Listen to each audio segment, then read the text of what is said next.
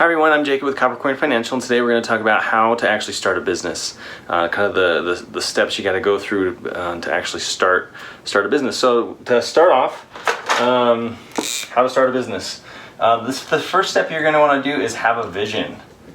Don't overlook this step. It's really important to have a vision. Without your vision, it's like you're trying to paddle up a river in a boat or something without a paddle, or trying to steer a ship without a rudder, right? It's just or drive a car without a steering wheel, something like that. So you really got to have this. This is the vision, kind of is your goal and where you want to go to, and without it, you don't have anywhere to really go, right?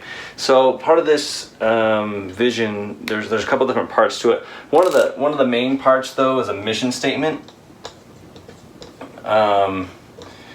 And this is short and sweet, if I can spell. Anyway, so this should be something really simple, and it doesn't have to be perfect your first time around, right? Like you can redo your vision, you can redo your mission statement a million times. The point is you got to have a goal, and that's what your vision is. So this is a goal and a loose roadmap to where you want to go. And it provides motivation and for you to keep going and to get there. So your mission statement is usually just one sentence long. It's simple, to the point, something that will be really easy for you to remember and recall as you're going through stuff. The next part is kind of a narrative section. It's kind of expands upon your mission statement and your vision. By the way, I didn't mention this, but this should be written down. This should be like a one-pager, right? Where you're listing these things. And part of your narrative might be listing your core values. That's been more and more common these days, especially in the startup world, is to actually write out a list of your core values and what you're working for, and kind of the building blocks to accomplishing your mission statement and your vision. So that's really what you need to do. You need to sit down and figure that out, and kind of figure out what's kind of the big picture kind of thing you want to do, what's your vision for that, and write that down. One pager. It doesn't have to be one page. Again, you just need to have it written down, and you can change it as you go along too. Okay, so the next step we're going to talk about is actually doing market research. And now this is a very critical point, right? Market research is what validates your idea and where you're headed, why it's an important thing to do, and if it's really needed in the marketplace. So what you want to do is there's kind of four components we're going to talk about with market research, and that is really defining your product or your service. If you provide a service, marketing services, accounting services, legal services, landscaping services, maybe you're a YouTube entertainer, you've got your YouTube channel up and you want to do that, or an online gamer or something like that. I don't know, just something. You gotta have a valid product or service, and you've got to define what that is. You got to tell us what the value proposition is and how it differs from. Maybe it doesn't differ, right? Maybe you just need to say, this is my product or service, this is what the problem I'm solving. Okay, the next part that we want to do, that you're going to do in the part of this market research, is your target market. Now this is where you're going to define who buys your products, and you have to do this step. Don't miss this step. This is very crucial to your whole plan. If your goal, if you want to sell makeup products, your target market is women over the age of 12. I don't know when makeup stuff starts, but you got to define that. Is it women? And the more specific you can get, the better it's going to be long term. You can always change your target market. If you focused in on one target market and it's not working, you can change it, right? It'll help drive all your marketing decisions later down the road, though, by defining a target market. So you want to define age, location,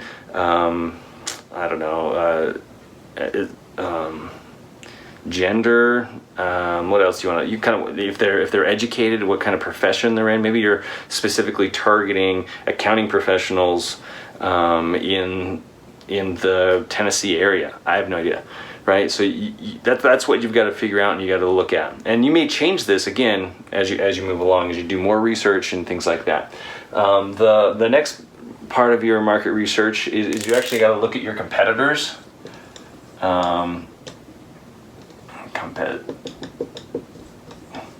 right, now why look at your competitors? Well, you got to see, one, if there are competitors, right? If you do a quick online search, or you go to your target location and there's nobody there, one of two things is happening. Either one, your product and service isn't needed for that, or it's a great opportunity, right? It's needed, and now you have a spot so you can plug in and go. And that's kind of where you've got to figure out if it's there. Another reason to look at your competitors is kind of learn to see how they're marketing and who they're targeting, and kind of maybe separate yourself a little bit different from their marketing messaging and their marketing and their messaging from yours. So that's just another area to look at. You can learn from them, see what they're doing, learn from their mistakes, so you don't make them in the future. And then the last thing you want to look at is the market size, right? Now, what does that even mean? Well, we want to put a dollar value on that. Is this a $10,000 market, or is it a $10 billion market? And so as you your market size, this will get more defined as you go through these different steps. As you define what your product or service is, who your target market actually is, and then who your competitors are. It'll help you kind of define what that market size is. Now, sometimes that market size is really hard to define, and sometimes it's like, I don't know, it's huge. Well, you got to helping look at these competitors and things like that will help look at that. Now, you can also pull in stats from like different censuses. Is that a word, census? From the last 10 years. There's always every state, I believe, puts out kind of an economic forecast and history of where they've been over the last year and what we expect to come in the following year. You can kind of read through that and then figure out, it's kind of boring reading, but you can read through that and kind of figure out where you're going. Is this, in my location, is my product or service even going to be needed? Is it going to be in high demand? If it is, great. If it's not, too bad. Again, back to those competitors, that's really going to kind of be a semi-key indicator. One, you can see if there's a lot or a little. If some other terms you might come up with is are you in a red ocean or a blue ocean? Are you a big fish in a little pond, or a little fish in an ocean, a big pond? And all those things need to play on. You need to have a good idea of what they're doing and how they're marketing, so that you can have your messaging be slightly different or better or improved than theirs. Okay, so now we're going to move on to the next thing. Once you've got all your market research done, the next thing you're going to do is I'm going to call this the business canvas. It's not quite a plan. It's more like a business plan rough draft. But basically what you're going to put in this business canvas is you're going to put all of the things I just wrote. So you're going to put in your product. You're going to write this down. Again, you got to write these things down. And so where you're going to write your market research down, you're probably going to have a lot of it. So I think you just want to put a summary in your business canvas. There we go. Spell that right. So you're going to put in here your product or service, your target market,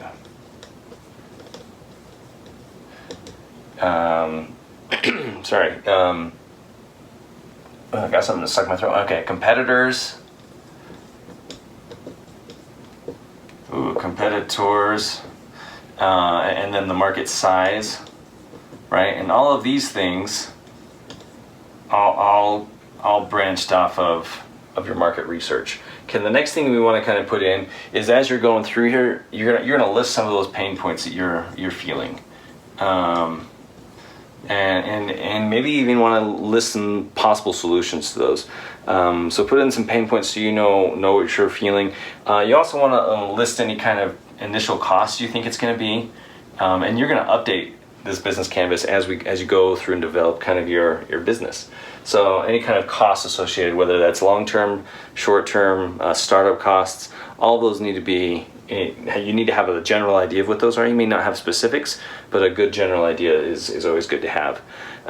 Again, through all of this, if you don't know anything, you don't know how to even start or what to do, just reach out to us. We'd be more than happy to help you. I'm sure there's lots of other professionals in your area that would also like to help you. But yeah, reach out with questions, anything you might have, and we'll help you out. And then the last kind of thing you want to look at is your legal obligations, or what permits you might have, and any kind of financial other kind of tasks, what kind of system you're going to use. Are you going to use credit cards? Are you going to use cash? Just kind of a generalness around it to kind of give you an idea. And again, all of these things now are going to be in the business canvas. You're going to write this, and it's just a one-pager. You're going to write these things down on your one page and list out what you got going on. And then update it.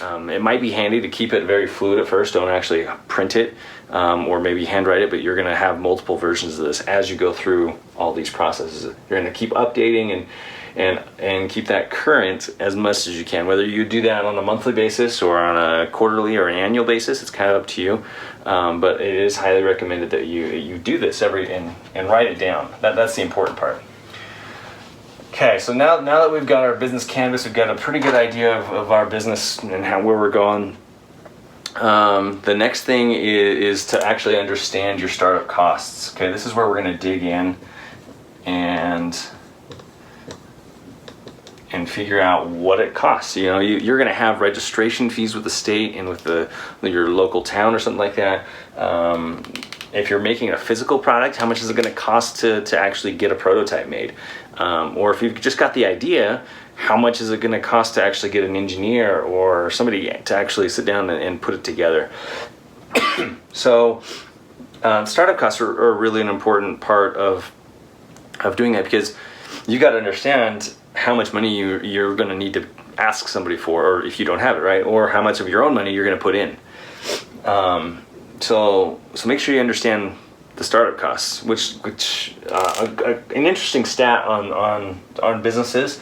So 64% of businesses start with less than $10,000, right?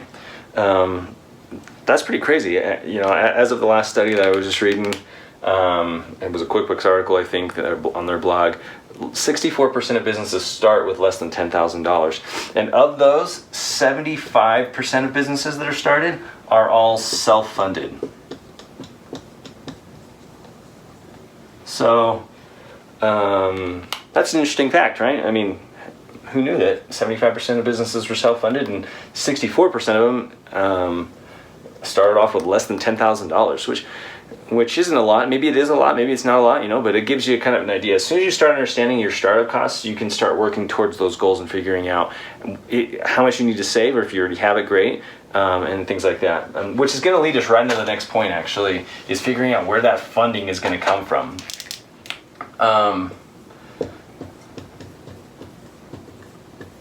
And that funding, that could come from crowdsourcing.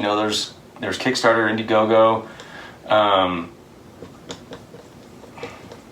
Are you going to need to take on a loan and debt? Maybe there's a grant out there from the government, right? And I actually know a sweet company that can actually do that research for you. Just reach out to me and I'll hook you up. Or maybe you need to reach out to some family or friends, and they can help you figure out and get the funding you need. But the really important thing is you once you've kind of got a general idea up here with your business canvas, then you really dig in with steps 4 and 5 and figuring out how much you actually need and where you're going to get that funding from. So now that you've kind of figured out where your funding is, the next step that you're actually going to need to do is figure out your structure. I have a lot of videos on structure. Now this refers to LLCs and C corps, or if you're just going to do a sole proprietor and things like that. Now step 6 and 7, and we'll put 7 up here. This is your legal requirements. Maybe you're making a product and you need a patent, or you need some kind of trademark deal, or things like that. So 6 and 7 kind of go together, because I would meet with both a lawyer and a CPA, either at the same time or individually, to kind of determine what you need. And you can do some initial research to see which one might be more applicable in your situation, if you only want to meet with one or the other. But I recommend meeting with both. A CPA will know this tax side of things very well, or at least they should, and they can kind of guide you towards which entity is going to be kind of the best entity in your situation. If you've got some like intellectual property and patent and trademark kind of stuff that you're going to want to be getting help with, meet with a lawyer and figure out what that is. He can also, or she can also, they can also help you with setting up permits. Maybe there's a special zoning you need for whatever business you're starting in your local area. Maybe some special licensing, something like that. They can also answer any other questions you have about, well, what does it take to start the business in this local area.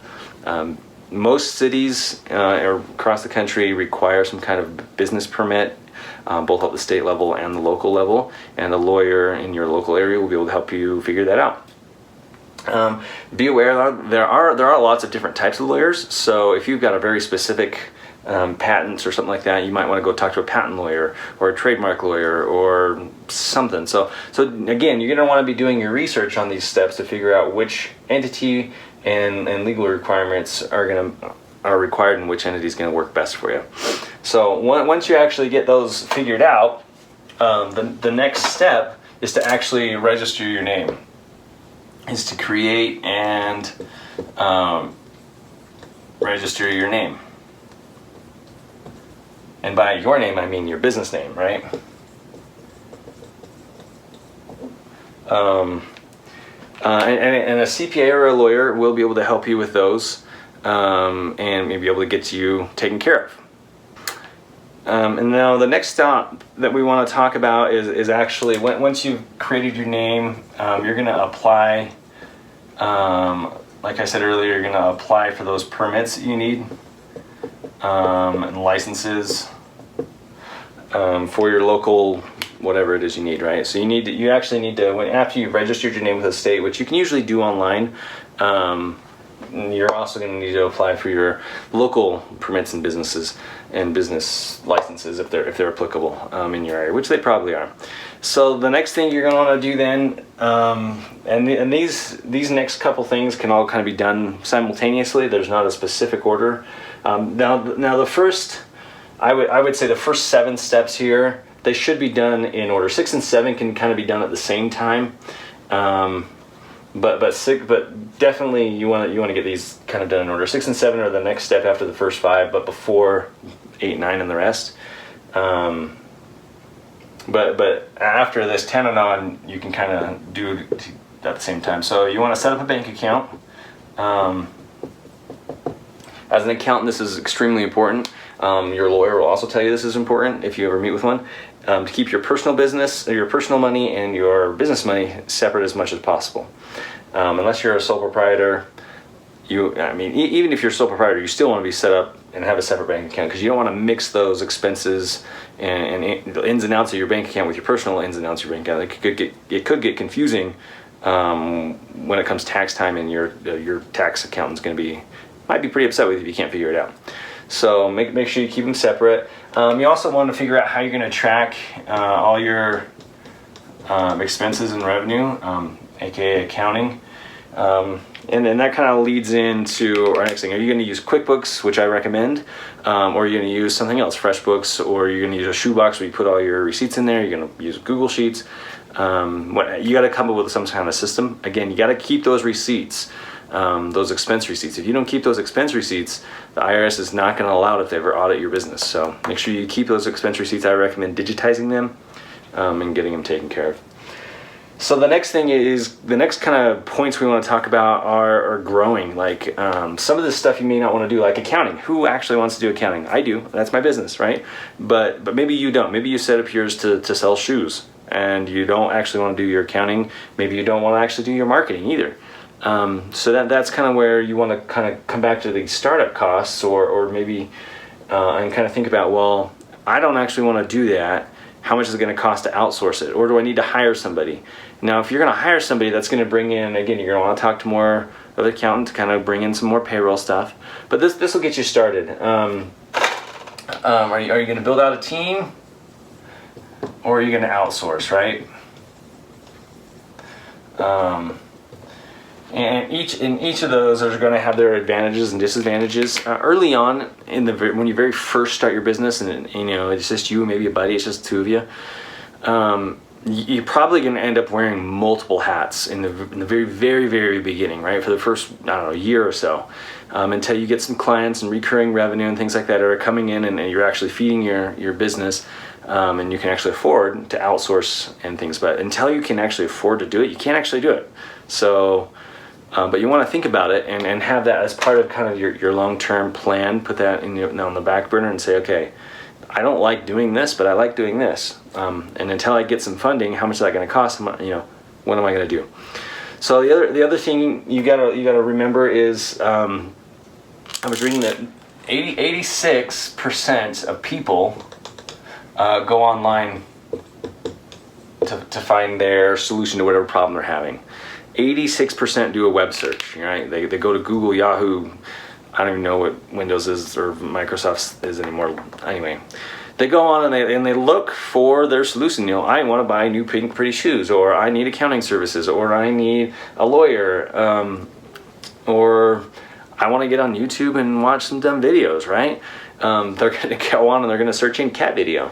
So an online search, 86% of people go online and find researches to find your business. So that means you've got to have an online presence, whether that's just a simple website or anything like that. Just something they can find you. And this is where it would be helpful to get some help for specific ideas into your business. And you can, there's all, that kind of thing. So building a website, there are, you can do it websites, you can outsource it, you can, well, that's really the only two, you can hire somebody to do it.